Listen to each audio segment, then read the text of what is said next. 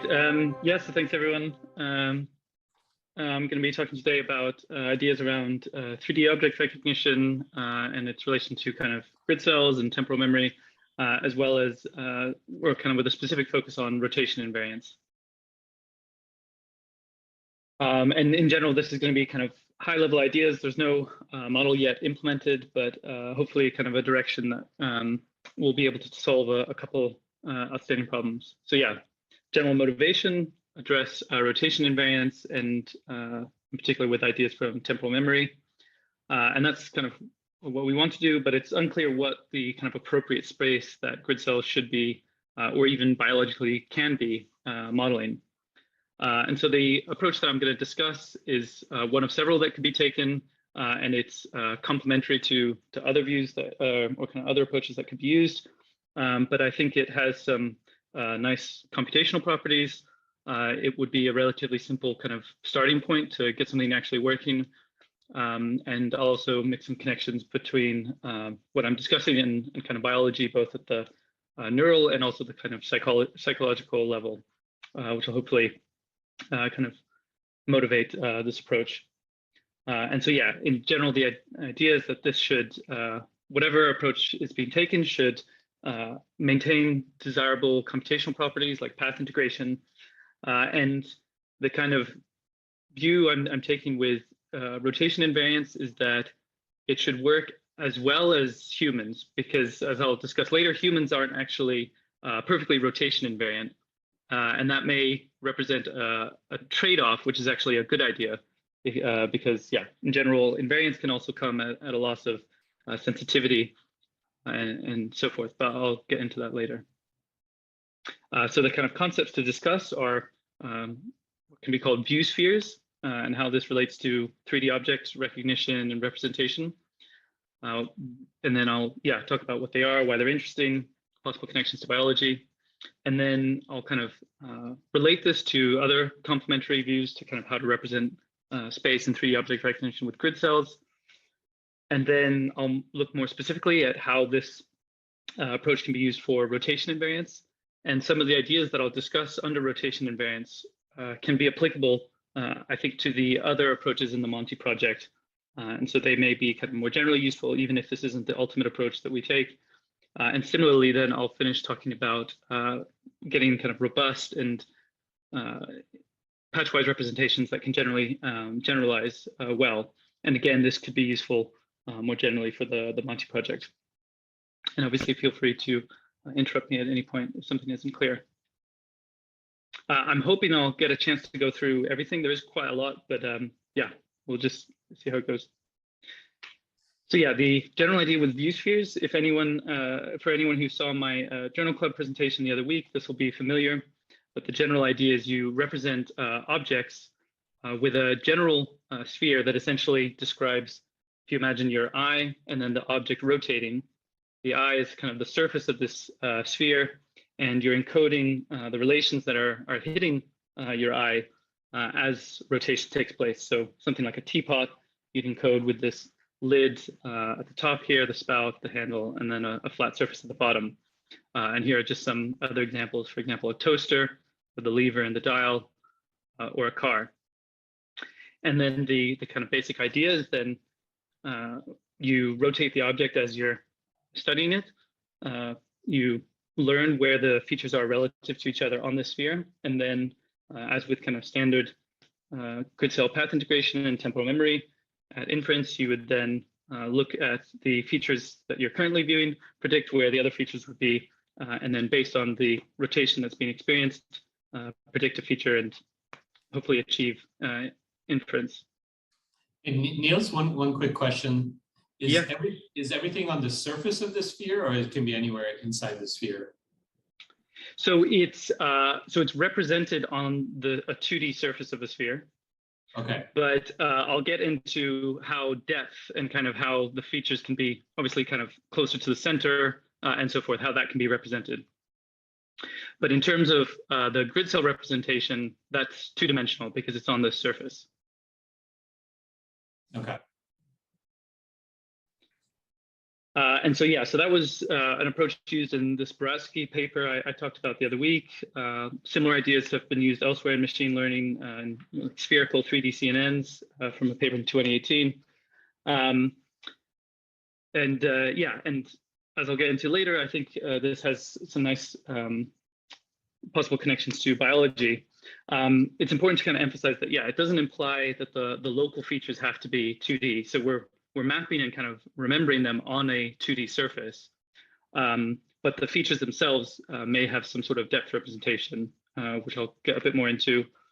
And one kind of nice approach to this is it may have some benefits for invariance, which I'll give a couple examples of.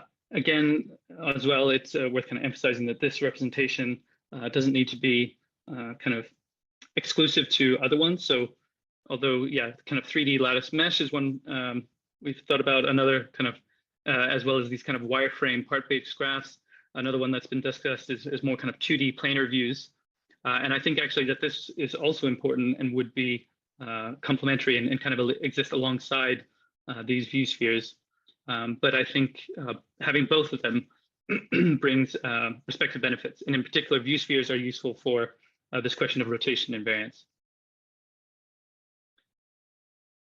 And just to kind of give a bit of a flavor of the sort of motivating kind of idea for this, if you imagine kind of an infant growing up, vision is quite limited, I think, to about 8 to 12 inches for the first several months of life in terms of focused vision.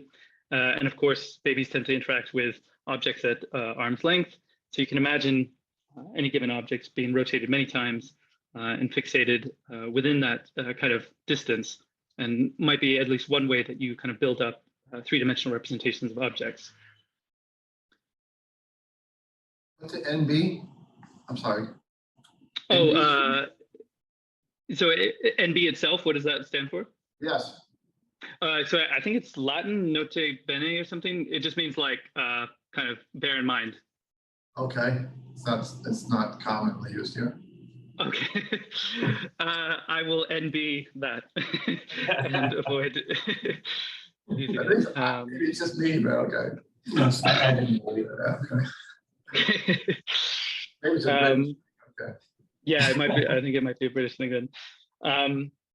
Yeah, so just kind of at a high level, it's hard to know exactly how well this will hold until it's, I think, implemented in practice. But in my thinking, this would help potentially with kind of distortions to the geometry of the object. So one thing we've discussed is kind of what do you do once the sort of mesh of an object starts distorting slightly. But because a lot of the features are essentially just being projected to the sides of the sphere, you can make some fairly strong changes to the kind of shape of the features, as long as the local feature detection is still operating. So as long as the kind of local feature detector for a handle is invariant to these changes, then the actual representations, and in particular the relations of these features relative to one another, can be relatively robust on this view sphere. And this wouldn't necessarily hold if you're doing a representation, say, in profile.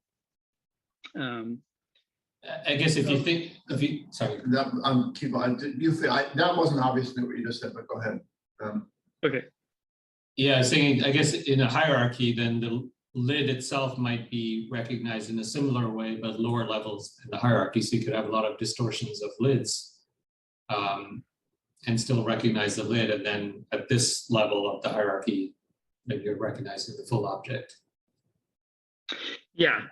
Yeah, so I mean, I think that's definitely important. And yeah, I guess what I'm just trying to say is within the sphere, you can have these changes to the object, but because everything's kind of being projected outwards, I think a lot of kind of general structural relations, like this feature is in front of this one, will hold. And this, I guess, gets to the next thing, which is scale invariance. And I'm not suggesting that this is going to be perfectly scale invariant, but I think in a similar way, because you're projecting features onto the sphere, the general relations will hold. Whereas, of course, if you had a 3D mesh, for example, the distance between the handle and the spout is going to be very different. But in the case of the view sphere, you'll still have this 180-degree relation basically between the spout and the handle. Yeah, and that's essentially what I'm. Yeah, sorry. I've argued before that the scale invariance from a neuroscience point of view seems pretty easy to do. So I'm not sure I need a view sphere for that, but I'm not convinced. I don't understand your comments about the distortions, how the view sphere helps with distortions. I think the way I've always viewed this is that as long as the relative features are in the relative position to one another, you'll be able to manage it. It's like you can have local scale distortions, things like that. I'm not sure if that. I just don't understand why the view sphere helps with that specifically. It seems like any kind of any representation where you're storing the relative position of features locally would handle distortions as opposed to sort of a global thing. I don't want to stop here, but my point is, it wasn't clear how view spheres actually help specifically in the distortion case. It seems anytime you have like a grid cell-like representation where you're representing the relative position of features, it would work. I guess my issue with or concern, I guess, with relative arrangement is, as you kind of distort and change things, if you're used to, let's say you learned with this object, and you're used to kind of, let's say you're kind of representing or recognizing the spout by seeing this tip where you recognize that fluid can leave or whatever, and the kind of distance relative to the handle, that this is going to be different than when you're coming across this one. But yeah, I'm not saying that. I guess this is the only way to solve scale invariance.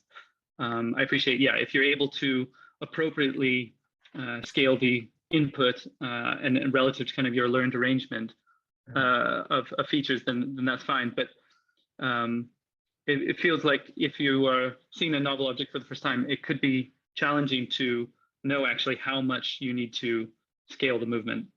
But maybe that's just something I'm naive about. But whereas with a view sphere, the idea is because the relative coordinates are based on degrees on the sphere, then basically all that matters is that you have to rotate it 180 degrees.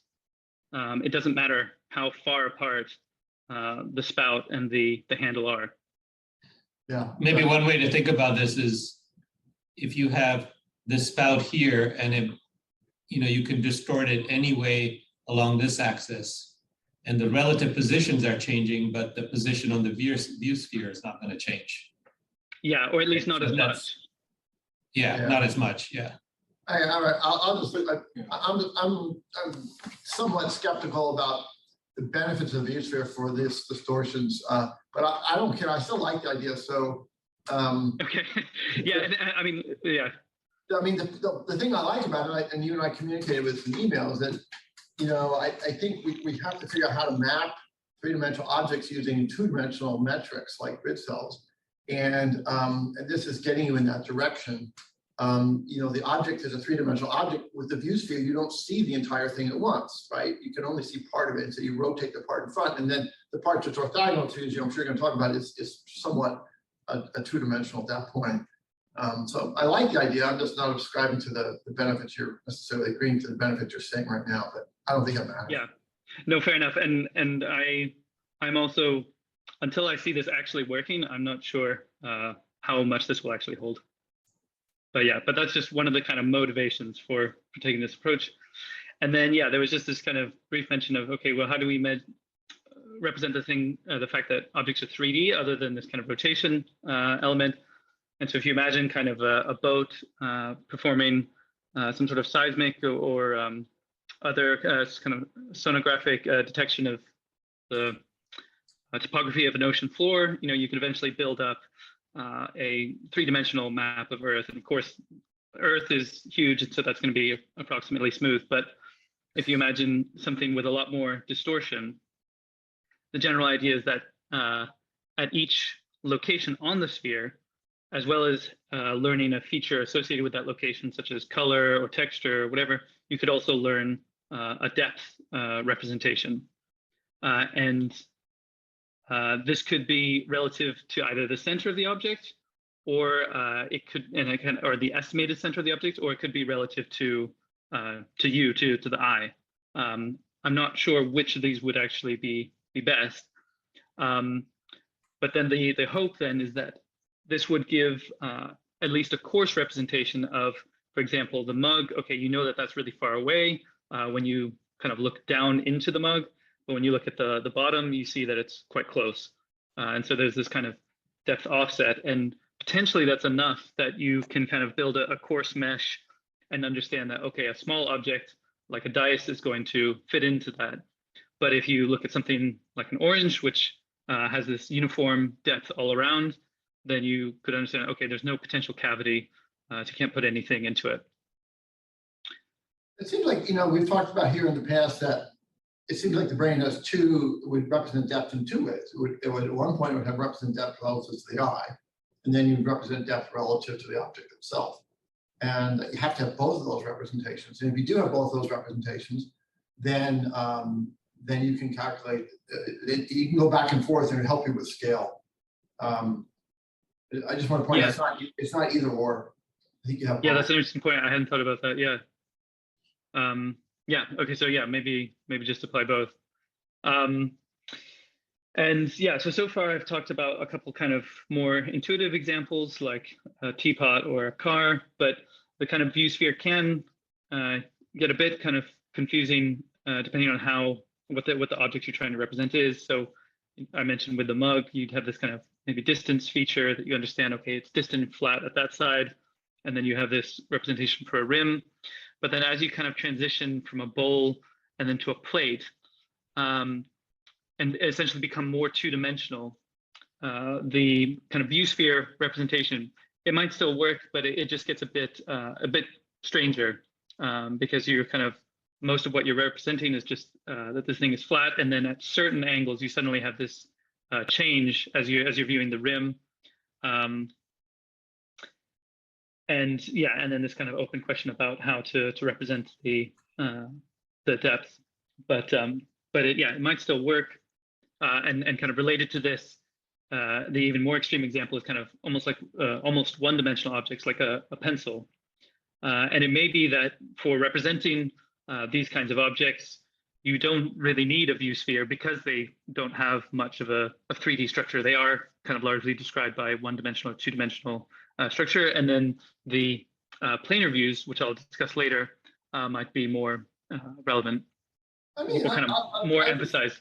I'm not disagreeing with the general concept, but even a pencil, pencils have writing on them, right? If you want to see the writing, you have to rotate the pencil. It's a little bit like the logo on a coffee cup. It's not really it's still a 3D object, So I'm not sure if you need to make this distinction. It's just some objects would have long and skinny, and some are round and fat, and they have all different shapes. But at any point in time, every object, pretty much every object, I can think of some exceptions, any physical thing would have a view sphere that you would see different parts of it when you rotated it. So it seems that the principle would apply to almost anything. Am I getting that wrong? No, that's not. Yeah, sorry, I'm not trying to say that it can't be applied. It's more just how I kind of picture it in my head and how the kind of features change. It's just, I feel like it works nicely with more 3D kind of slightly rounder objects. It's just when it's something kind of long, and it kind of just has these certain views where when you're trying to look, because if you're looking at a pencil, normally your eye might follow the pencil, but if you're kind of always focusing on the center, and this is kind of an assumption and a limitation of this that I'll get to. If you're always focusing on the center, then you're essentially just going to see kind of the same feature with any orientation, except when you look at it straight on. And that's where it just gets a bit odd, whereas with kind of following the object with your eyes. yeah, you get kind of a better sense of the structure of the pencil. Yeah, okay. Well, one question, I think I maybe didn't get this in the beginning, is this, what coordinate system is this view sphere in? Is it relative, is it in the sensory frame, or is it an object-centric representation? So I'd say because some of the problems you're talking about wouldn't occur if it was an object-centric view sphere, right? That regardless of how you rotate the object relative to you, the features are still in an object-centric view sphere, is still in the same place, right? So I say that again. So with the pencil, so you're rotating it.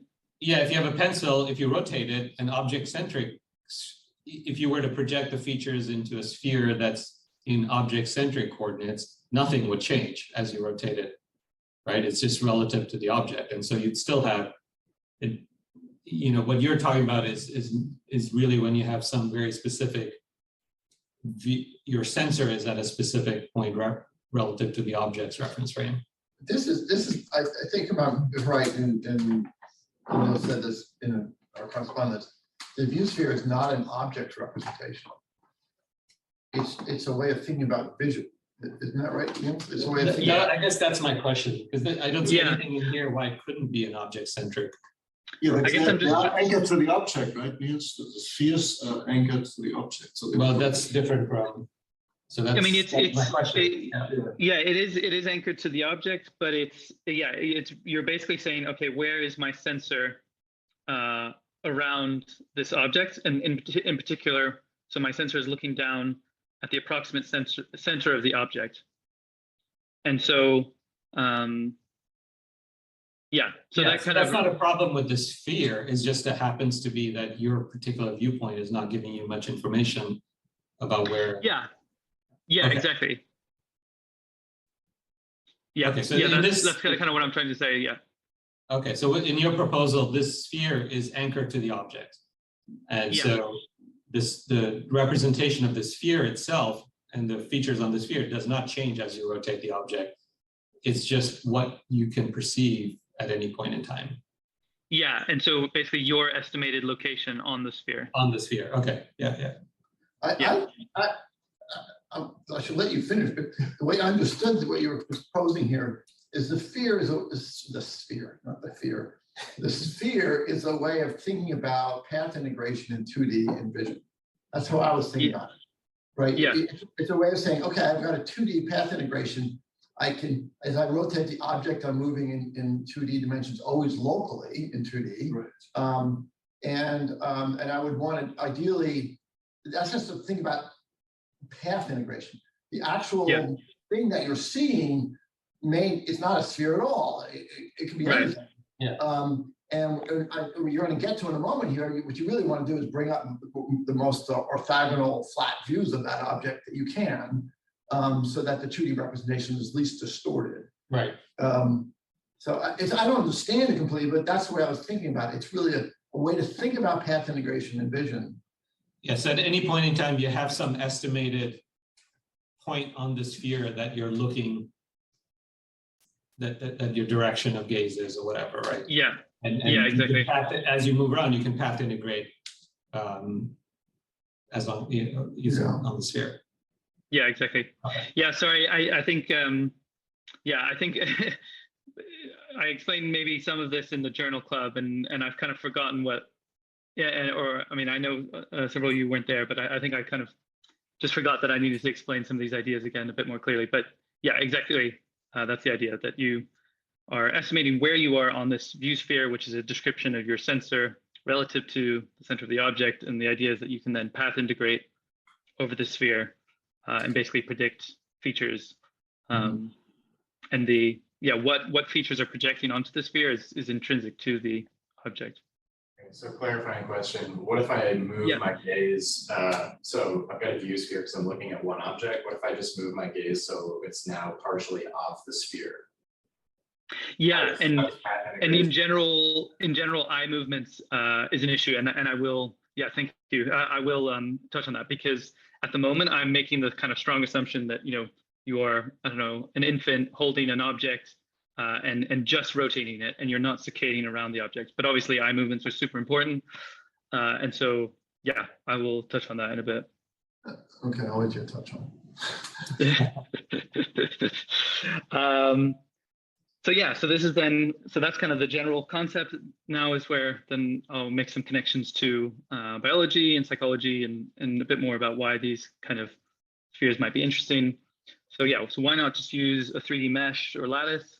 So as mentioned, kind of, yeah, 2D surfaces have some appealing properties, which I'll talk a bit more about, and it may align better actually with how we represent and understand the world, at least in vision. So a 3D lattice is very costly, especially if you were to, actually represent at a cellular level in all three dimensions. But as this kind of Klukas and paper that Marcus Lewis was also on explores, there are other ways of doing higher dimensions more efficiently. But this kind of view sphere approach is a way of kind of just getting something potentially working. And this image here is not showing actual experimentally measured grid cells. This is a theoretical paper from 2013 discussing the possibility of kind of spherical grid cell representations in the brain. Interestingly, there's a research group that around the same time did a study on rats raised in spherical cages. They then only kind of published an abstract at a conference. But I contacted the author, and they're potentially going to publish the actual study or a follow-up study very soon. But I wasn't able to get a preprint in time for today. But did they claim that they found something like that when they in the abstract? Yeah, in the abstract. Gosh, sorry, this is now more than a week ago, so I'm struggling to remember for sure. What was it they said again? Yeah, I mean, it definitely wasn't a strong claim. I don't want to misrepresent what they said. So, but it was basically ambiguous. It definitely wasn't like, oh yeah, they look like this. It was basically like, we found some interesting grid cell properties when we raised them in 3D environments or something like that. Niels, I thought it was only us old people who couldn't remember what happened last week. That's good that you also. So that sphere where the rats were running around was like a complete sphere or just like a half sphere? Unfortunately, I don't know. I'm guessing it was kind of like a spherical cage that either they could, I don't know if it was like a ball that moves under them, or if it's a spherical cage with kind of a mesh that they can climb on any surface. Yeah, I don't know. They cannot walk like it was upside down. They have very strong. My hamster could. It's just if it's something to hold on to. Yeah, they're very good at climbing. Yeah, my hamster was very good at that kind of stuff. Anyways, yeah, and then of course grid cells can have different frequencies, and so this can then kind of map naturally to different hierarchies of feature detail. And then not to go into this too much, but as kind of has been discussed several times recently, the evidence of kind of this elegant 3D lattice of grid cell representations in animals navigating in 3D, at least from this kind of work, is just not there. Seems to be these kind of clusters that have some structure, but it's definitely not lattice-like structure. And then there was this study that Heiko mentioned as well, where they had this kind of sloped surface, and basically it was hypothesis 2 that was most consistent with their measurements. And this would, if you extrapolate this, then you could imagine kind of easily warping I'm sorry, this plane around. Let's review that here. So the grid cells map regularly on the slope plane. Is that right? Yeah. Yes. It's just the plane. Yeah, and then but now you're showing these grid cell fields below the plane, so the animal is able to go below that, or what's going on below there? No. That's what they're trying to show here is just like hypothetically, what does the grid cell representation look like? Is it a lattice? In which case, the plane should be intersecting we're trying these to representations. hypothesize what different ways you can achieve that. Exactly. But E basically says it's a two-dimensional sheet. It just happens to be on an angle now. Yeah.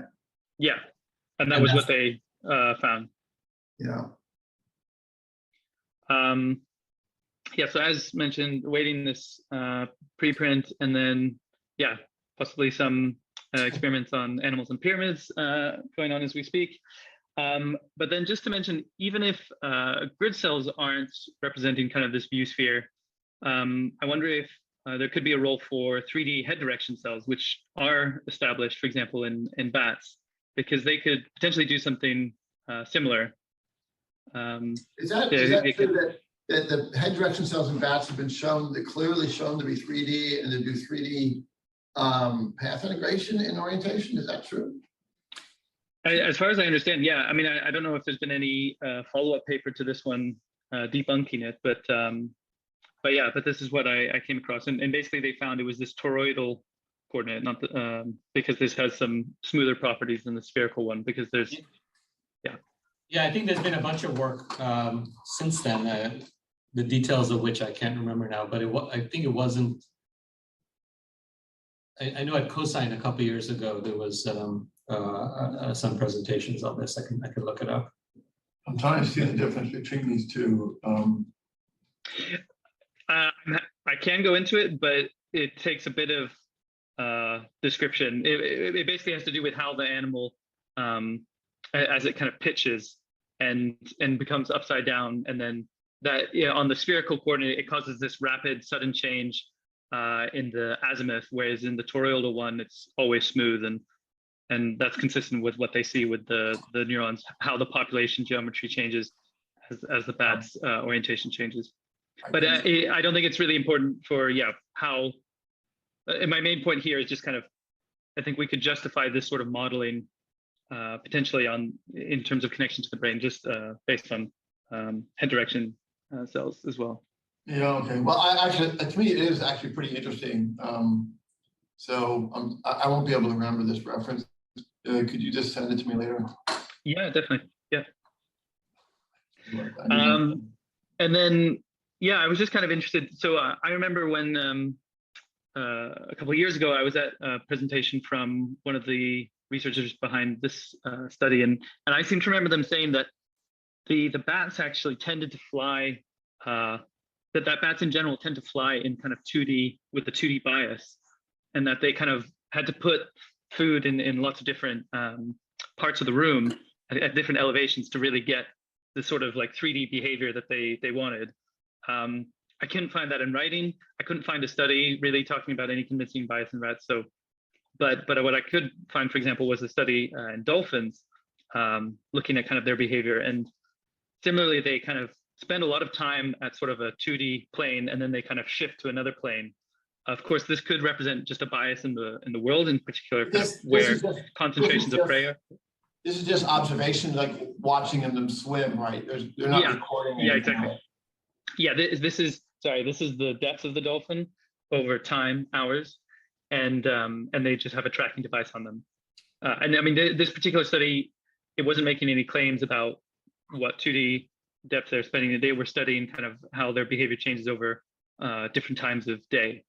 But I was just looking at this, and and there was also, again, there was kind of some popular science articles that claimed that their behavior tends to be 2D, but I struggled to find kind of a convincing paper looking at this. But it generally does seem that they spend a lot of time not kind of weaving up and down over tens of meters, and that may be because of concentration of prey, or it may be because it's just easier to also it's really hard to extrapolate from this, because you don't know when they're at those depths, do they actually know where they are? I mean, you know what I'm saying? It's like imagine I was flying an airplane and I get above the clouds, and at that point I don't have any visual clues as to where I am, and my path integration gets really screwy, and then I have to come back down again to see where I am. Like the dolphins maybe get some depth. They have no idea where they are. They're not really doing path integration. They don't really know exactly where they are unless they have some landmarks they can navigate to. They might have to surface or it may also be harder to go up and down compared to. Maybe. I'm just saying, just because they're spending time at some depth, you don't know that they're actually they're actually mapping. That's true. Yeah, I don't know about dolphins, but as a human, I know that yeah, you have a general sense of how your depth changes just from having to equalize, as in like pressure, for example, in your ear canal. Yeah. So dolphins may have a similar.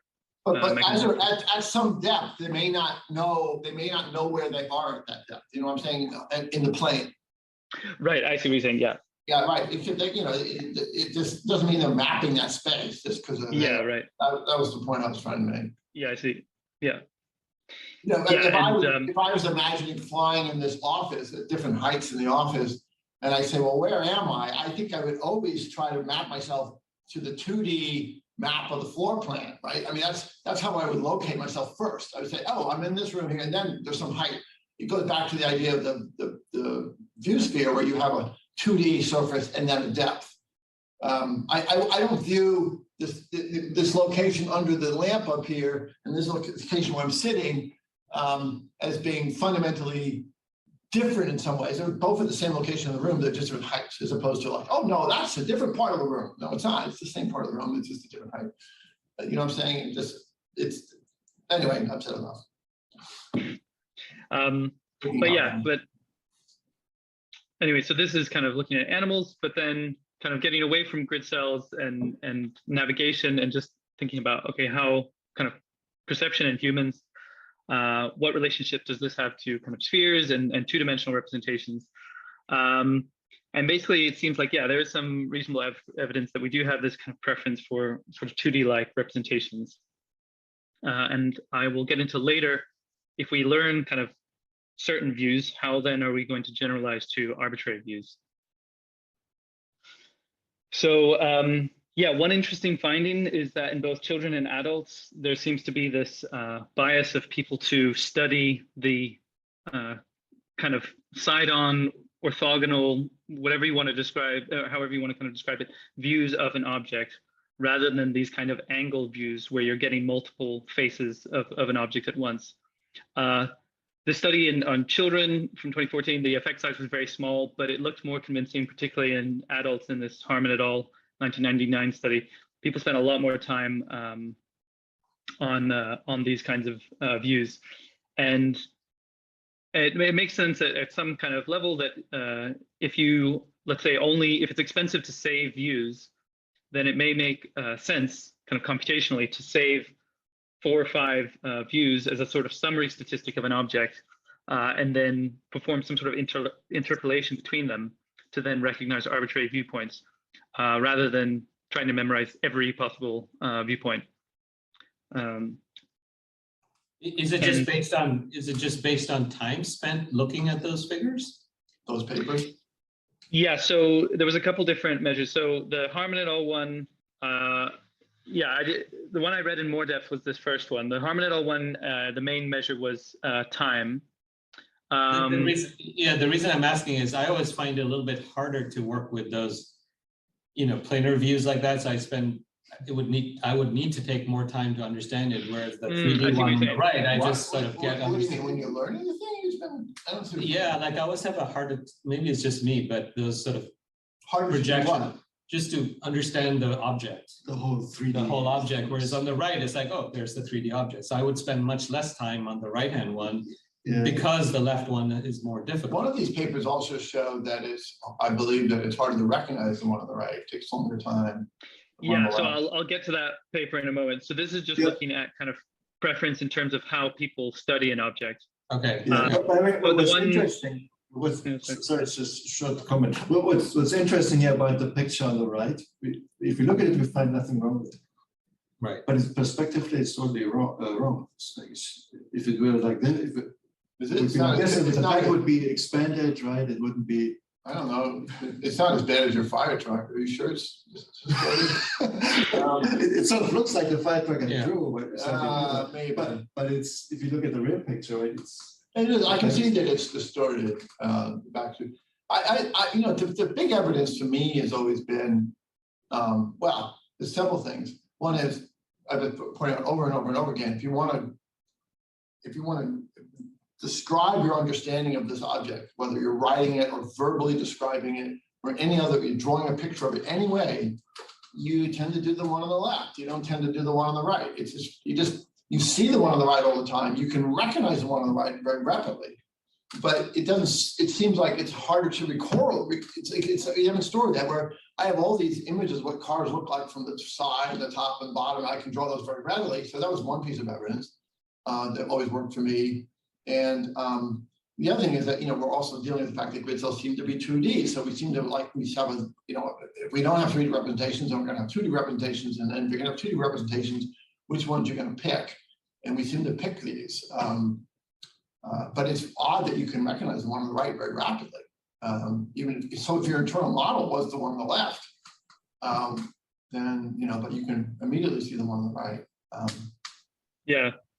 So, yeah, and I'll talk a bit more about the kind of evidence around that. Just to also mention, in answer to Subhatai's question, the James et al. Study, they did also look at, they kind of correlated how well in general children, how good in general children were at recognizing and naming objects, and kind of found some evidence that the children who studied planar views more were also better at recognizing objects. But yeah, possibly tenuous. I think a more interesting study I'll mention in a second. Just to show, yeah, children, interestingly, or as I think most of us are familiar with, and adults many times as well, will tend to draw objects in these kind of planar views. But I thought what was particularly remarkable was the way these coffee cups were represented, because, yeah, it doesn't even almost look like one. I don't see them with coffee cups. How's that a coffee cup? So it's a coffee cup viewed from above, I think. Well, I mean, this one's in profile, but this is the saucer, I think, viewed from above. Oh, a saucer and a cup. Got it. Yeah. Sorry. But yeah, a more interesting study, I think this one from Langlois et al. So basically, they were trying to look at memory biases in humans for particular views. And what they would do is they would show a 3D object like this teapot for a while, and then they'd show at a random orientation. Then they would show another random orientation, and the task was to recover. The participant had to use a keyboard to recover this first orientation, and they were told to do that as accurately as possible. And then whatever they arrived at, this was then given to a different Amazon Turk, so remote online participant. They then did the same thing, and basically they went through about 20 iterations of this. And what they found was that over about 20 iterations, people would converge to these particular planar views. So there was this kind of bias, even though they were trying to recover it to the one they'd seen before, it slowly kind of drifted towards these particular views. And this is what they're showing here. So these are the clusters in the points that they drifted towards. And different objects will have different clusters. And this kind of depends on the three-dimensional complexity of an object. So this alarm clock only had 2 clusters because it really just has a kind of a front and a back. Whereas, yeah, more complex objects had more clusters. And interestingly, these clusters also had an orientation associated with them. So people tended to shift the teapot to be upright.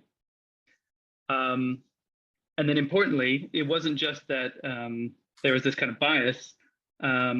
They also were faster and better at recognizing objects given these views. So, I mean, just for example, this is kind of a good or a biased view of a stiletto shoe. This is the kind of least biased view. And even though I know that's a shoe, I can't even really see that looking at it there. So yeah, I thought this was kind of more convincing, and but it was also just interesting to see that it's not just about the representations people have. The earlier studies I were mentioning were more looking at, okay, how do people study objects and learn them? But they kind of converge on a similar argument. It's worth just briefly mentioning, though, this question of, so there's this term in psychology of canonical or kind of 3/4 views, which is referring to this offset view, like the car before, or a horse viewed like slightly from the side as opposed to in profile. That's funny. I thought the word canonical meant like most typical, or what's used. I mean, that's essentially what they're arguing, because there's also evidence that people prefer canonical views and not these planar ones. So there's some evidence that people are faster and better recognizing. So, They're saying the three-quarter view is the canonical view. It's exactly. Just the word, it's weird. Right. Okay. But and basically the opposite, or not maybe not the opposite, but a different result from this study, which is, I mean, this study is comparing the kind of the planar view with the most non-planar view, whereas some other studies have looked at this kind of canonical view. And yeah, basically recognition can be faster. There was also this very classic result from 1981, where basically if you go around asking adults to draw coffee cups, unlike the children, they tend to draw them like this, with this semi-3D structure. but I mean, but what does that really mean? I mean, as Jeff, you've pointed out multiple times, to draw a horse from a slightly, like from a quote unquote canonical view is extremely difficult and something most people cannot do. So it may just be that with something simple like a coffee cup, because it's relatively easy to add these kind of features that signify 3D structure, then an adult's going to do that. I mean, faster recognition could just be the result of, in this canonical view, it could just be the result of there being more unique descriptors of an object. Exactly. Right. Exactly. Any single, so that's the thing. So yeah, the planar views are potentially more useful for learning because they represent kind of a kind of parsimonious description of the object. But yeah, exactly like you say, the canonical view is probably better because it gets more features at once. And so this might account for, yeah, both the drawing tendency and also the recognition tendencies. There's also some people who believe that these views are more typical in the sense that, you know, if you're moving around an environment, seeing an object dead on from a particular angle is less likely. But of course, that's on the basis that you're kind of combining all the other views as being somehow equivalent. But yeah, I just thought it was worth, because there's a large literature around this, mentioning this kind of debate. Yeah, I'll use the example you and I talked about before. You take a box, like a die from the dice, right? And you know, you learn what's on it. It could have the pips of numbers. It could have pictures on it. You know, a child's block with pictures on it. You'll learn each face, but people don't learn the relative position of the faces. They just don't learn that unless it's some obvious connection between them. And yet, so it's really interesting. So you clearly are learning this planar view of each face, but you as you said, you almost never see it that way. If I then show you at the 3/4 view, if I just showed you the face view, with just the face of the cube, all I'll see is a square. And I actually don't know if it's a 3-dimensional object at all, right? Because I'm just seeing a square. But when you show it at some slightly askew or 3/4 view, then you see there's 3 planes. You know immediately it's 3-dimensional. And each plane can be almost recognized independently, say, oh yeah, those are all 3 object features on this object. But again, you don't really learn the relative position of those features. You know, most people can't reproduce the pips on a die. They're all the same. Every die you ever produces the same, but most people can't reproduce it. They have no idea. But so it's kind of, I'm just stating sort of the observations. It's kind of like you've got these 2-dimensional views. It helps to see multiple ones at once because you get more features, and you also see the depth of the object, like the coffee cup here. But it doesn't seem to be that's how your memory of some of these objects is, right? It's almost like saying, oh, okay, I'll see 2 or 3 views at once. Each one I recognize as some slanted view of the 2-dimensional surface or whatever, and therefore I have more data to work with, and I see its depth, and then I know what it is. It seems, I'm just arguing it's still consistent with the idea that we're learning these planar views, and yet we'd still prefer to see 3/4 views, or we'd recognize faster with 3/4 views. Yeah, that combination is interesting. Yeah, by the way, I'm wondering how you go with your story, because it feels like that we have this preferred view directions. Yeah. Doesn't it speak against the sphere, and it's more like there would be separate. Yeah, right. You would think you just have these separate. So I'll get into why I think they're complementary. If you think of the sphere as just a way of doing path integration and not the object, then I don't think they're contrary. If you think, and this is where I start to get a little weird about the projection onto the sphere. I like the idea of the sphere as this way of knowing how to path integrate through movement, but I'm not But I'm with you on this, Heiko. If you imagine projecting onto the sphere, then it's weird.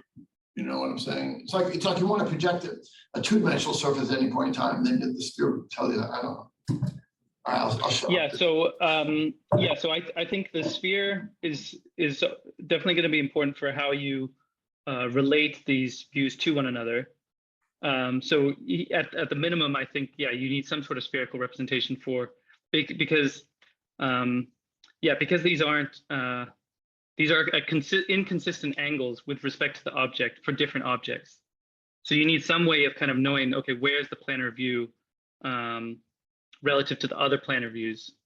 And so a sphere is obviously a useful way of kind of mapping and saving that.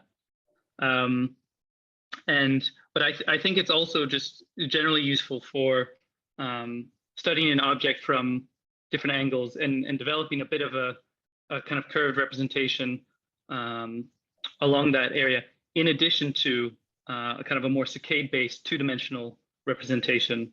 And I think you could have these. I think you could have both of these, and they could essentially kind of interact with each other. And so when you rotate and path integrate to kind of a new view, you'd both be kind of having the representations on the view sphere that you'd learned, but that could also be recalling then the representations associated with a more kind of planar view, where you're then saccading around with your eyes to study the object. So just getting into that kind of, I guess there seems to be more evidence that grid cells can kind of learn to represent a different space as long as it's useful. Whether it's a family tree or a kind of Cartesian coordinates.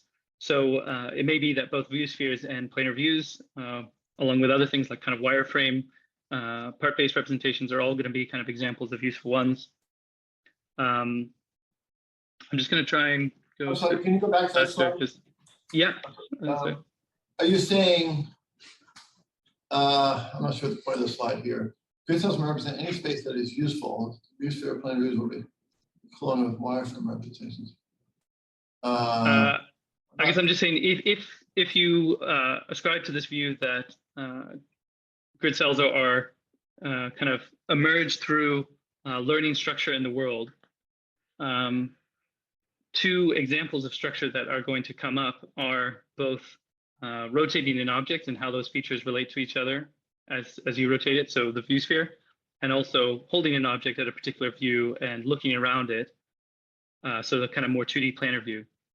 And so grid cells will potentially emerge to do both of those things, is all I'm trying to say. Okay. I was looking at these sort of conceptual maps onto 2D, onto grid cells, right? Yeah. And of which are multiple examples now. And as far as I know, they're always sort of like, two-dimensional, right? If you think about the birds with the necks and the legs. But the experiment itself was only two-dimensional. Yeah. I mean, it's interesting, in these sort of abstract spaces, there isn't I don't know if there's, I'm trying to ask, is there an equivalent to rotating it? I mean, or is it just not, you don't even have to, don't even bother. It's like, is rotation in 3D this weird thing that vision has to do with, but generally grid cells don't? I don't know what the equivalent of trying to imagine rotating a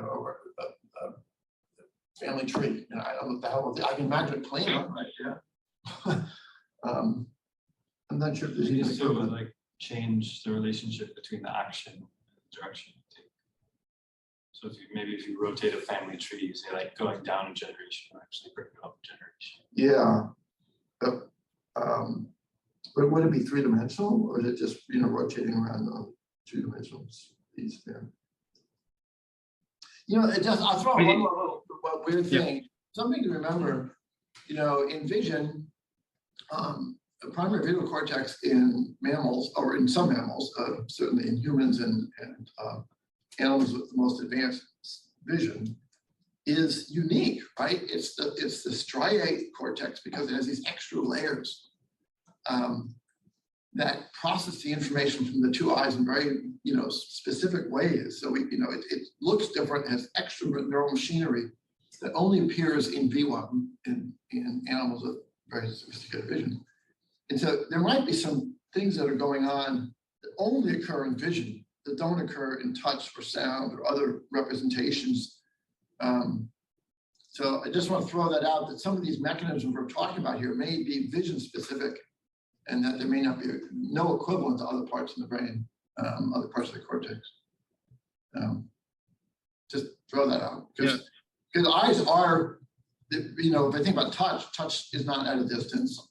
Touch is your fingers actually on the object, or very close to the object. I don't know about hearing, but then these abstract things, I don't even know what would equivalent to a 3D representation be. So, maybe grid cells are really 2D as much as possible, and then the brain comes up with some hacks to make it work for vision. For V1, right, could we think of that as some sort of just fancy pre-processing? Because V2 and V4 doesn't have that. Right. So it would be just at the right. It seems to be at the very beginning. You're trying to whatever it is, view spheres, rotating in plane and dealing with distortions in 3 dimensions. Like I keep thinking, I can imagine a 2-dimensional object, a picture of a 2-dimensional object. It could even be just a printed word, and you can rotate it in plane, and you don't get confused about it. Even though it's all scrunched up, you still see it as the word. It's like somehow the brain is able to compensate for that. And I don't know if there's an equivalent in touch or any other sensory modality. I can't think of it. It seems to be it only exists. It seems to be because eyes are not on the object and things move away from you when you're rotated. I don't see the equivalent in touch. Anyway, so yeah, some sort of pre-processing that maybe only this happens in vision. So when you think about a picture like this, you have to be careful. Maybe that's all 2D everywhere else. Right. Again, I'm just thinking out loud. That's all right. Yeah. No, thanks. Yeah, so just getting to these kind of planar views. So then, yeah, obviously if you're viewing an object from one of these favored views, then you can have more maybe of a 2D saccade-based code where you essentially just map features to locations on a grid. And then this could be important for kind of supporting path integration along these kinds of axes or these planes. So that you understand that the lights or the kind of headlights are in front of the tire, which is in front of the car door, etc. But the fact that they're kind of stored in these 2D views could explain, why we're bad or comparatively much worse at drawing from these kind of arbitrary angles. And would be consistent, with studies on grid cells in primates studying scenes. But I don't think that these are contradictory or I think these would work well together because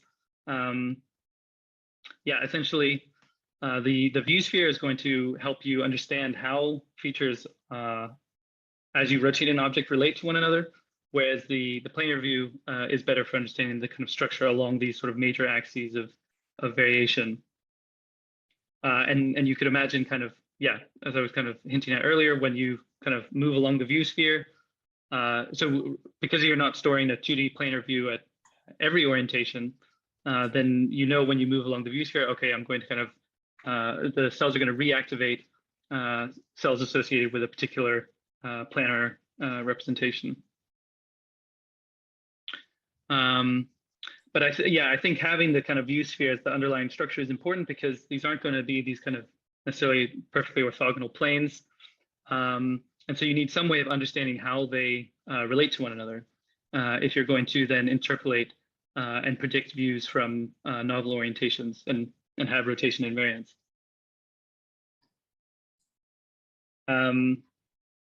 So this is just kind of a high-level summary.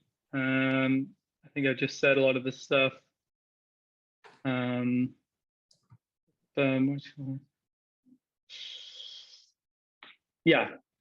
But there are some kind of major questions outstanding. So how do you account for eye movements when you look at the view sphere? I'll talk about this in a bit.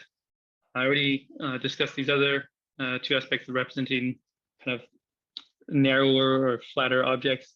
and actually how useful the kind of depth representation is compared to if we went for a full kind of mesh-like representation.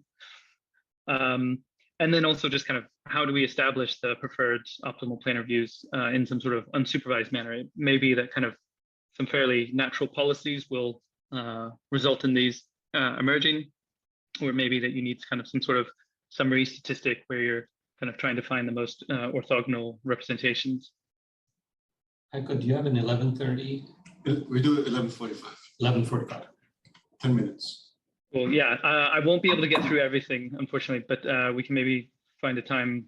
I'm happy to jump on in the next couple of days and just finish the presentation if that works. I mean, we do have the research meeting tomorrow, but you're off tomorrow, right? But yeah, but I'm happy to join for just to give the presentation if that works. Well, if you like, you can continue there. We don't have a plan yet for the research meeting.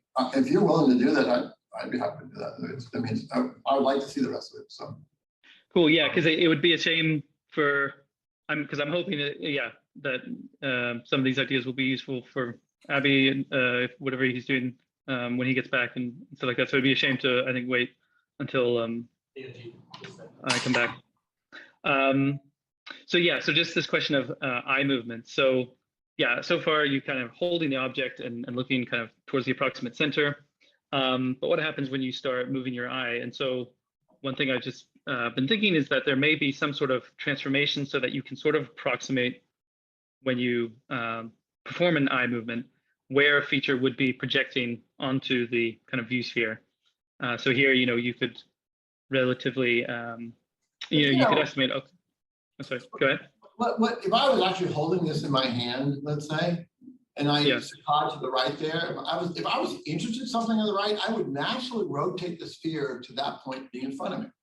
I mean, it's what I would do. I mean, I wouldn't look at this view, and if I had the ability to rotate it, I would. Right? It's natural. It's like if I'm looking at the coffee cup and I'm trying to see the logo and the logo is disappearing, I'll just rotate it till the logo is facing me, right? So, I mean, yeah, we have to be able to saccade over there, but it seems like we definitely have a bias to if we're interested in that location, to rotate it into view. Yeah.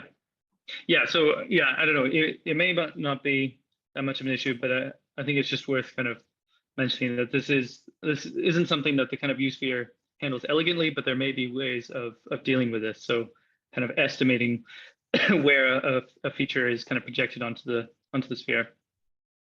And you might use geometric principles to do this, or you might use kind of a trained neural network as a function approximator. It seems like, I missed briefly what you were saying earlier, but it seems like predicting where you're going to be on the sphere is pretty straightforward. When you make an eye movement, it's just more the feature itself could be somewhat distorted as compared to if you had actually looked down that direction. Yeah, no, that's true. Yeah, so the feature distortion is, I guess, another problem. Yeah, I feel like the feature distortion would maybe be less of a problem, but I don't know. It's difficult. I guess it depends on the object. But anyways, both of these would need addressing if we're going to enable the system to actually do both rotations and eye movements. And then I just thought it'd be worth kind of throwing in a slide on if we want to implement something like this, whether it's going to be by kind of grid cells or particle filters.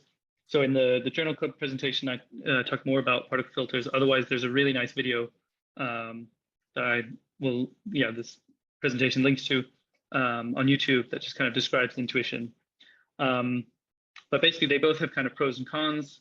But I think for me, the kind of the most important ones are grid cells, because as we reuse grid cells across objects, then there's this kind of more graceful scaling with the number of learned objects that it eventually degrades. But whereas with particle filters, at least as they're normally implemented for something like this, you would need a new particle kind of cloud for each object that you learn. And so as that grows significantly, then you may run into computational issues. But there may be ways of kind of overloading particles. I haven't thought about that too much yet. But the nice thing about particle filters is at least in my mind, they have a more natural kind of probabilistic interpretation, which will be relevant to the next thing that I'm going to talk about, which is the rotation invariance. So how am I doing? Okay. 5 minutes. 5 minutes. Would this be better to, is this a good stopping point or? Maybe this is a good stopping point, yeah.